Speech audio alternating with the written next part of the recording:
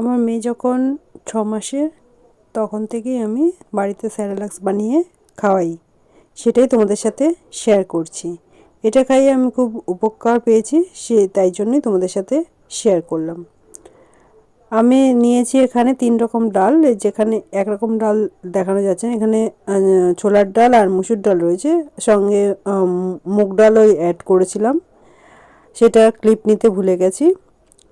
চাল আছে, রেগুলার খাওয়ার চাল, আর আমন্ড বাদাম।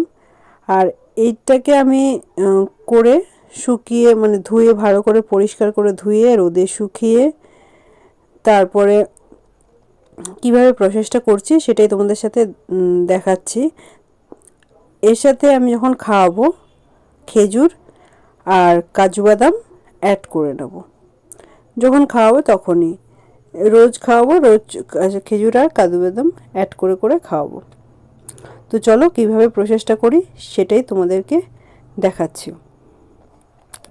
প্রথমে এগুলো সম পরিমাণে নিয়ে ভালো করে ওয়াশ করে নিলাম, নিয়ে রোদে শুকিয়ে নিতে হবে।